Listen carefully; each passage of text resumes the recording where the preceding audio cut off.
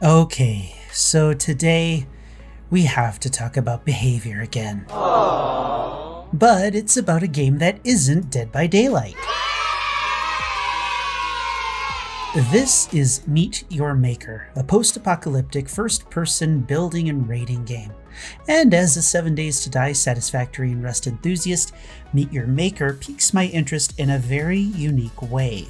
So let's talk about what we know so far and what we might be able to expect when the game eventually comes out, and what in particular makes this game so interesting to me personally. Space Coconut.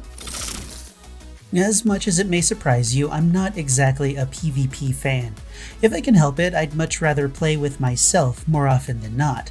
So when I'd get burnt out on DVD or VHS, I'd jump into Satisfactory or 7 Days to Die for a little PvE building and relaxing.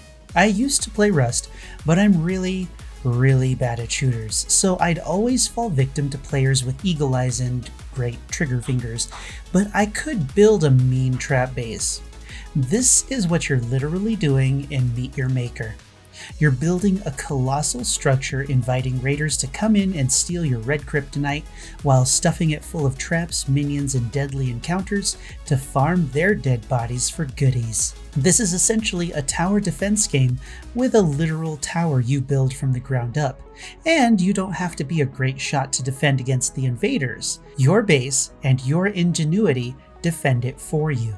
On the flip side, if you're in the mood, you can become a raider yourself and take on someone else's base to get the goodies on the inside, to make your own base stronger. So all of that sounds great, and the teaser does a great job showing this off, and the gameplay video gives more detail into each role. But now let's take a little bit of a closer look at the details that weren't discussed in depth. Starting at the beginning, they mentioned that you have to purchase a plot of land. Looking at the top right corner while they're building, we can see a capacity limit, and each time they lay a block, it takes 1 point of capacity. It can be assumed that smaller plots of land will have a lower capacity and cost less money, while large plots will have a larger capacity and cost more.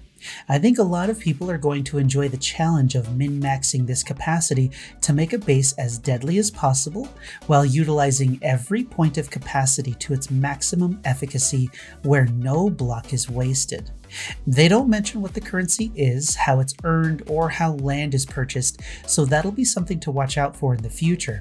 To stay in line with other builders of this nature, purchasing plots of land will probably be earned through gameplay to facilitate lots of bases to raid by and for the community. If they choose to monetize this aspect of the game, odds are high that the majority of players would choose to have 1 or 2 bases rather than several.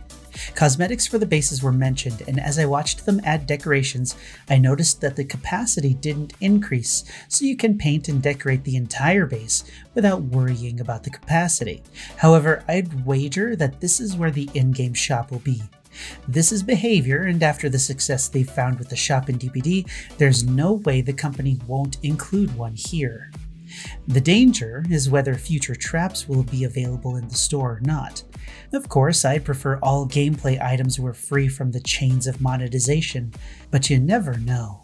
For now, we can safely assume that only cosmetics will be available in the store. Now, they show the plot of land before the dev makes a big skull. In this scene, we can see the genetic material, or GM, sitting out in the open. We don't know if it can be moved or not, so right now we can only assume that the player has to build around it, which really limits how the base can be built if it happens to be in an inconvenient spot. The interesting thing here is the harvester path.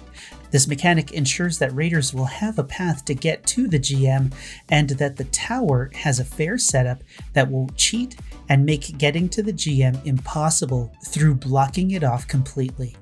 Your base is taken offline while you're building and editing it, and when it's ready, you can put it online where other players can find and raid it. This is the cool part for me. You don't lose anything when they raid your base, and you don't lose anything if you die trying to raid someone else's base. While this does take away quite a bit of risk versus reward that these sort of games thrive on, the thrill comes from making a functional base that defends itself, very similarly to a horde base that focuses on traps in 7 Days to Die. As a raider, the thrill comes from seeing what other players have put together and then beating it into submission. But if I'm being honest with you, that's why I stopped playing Rust. It was cool to build a great base, but being raided and having all of your stuff taken didn't exactly feel great. I found myself getting tilted more than any other game I've ever played, so I moved on to Satisfactory in 7 days.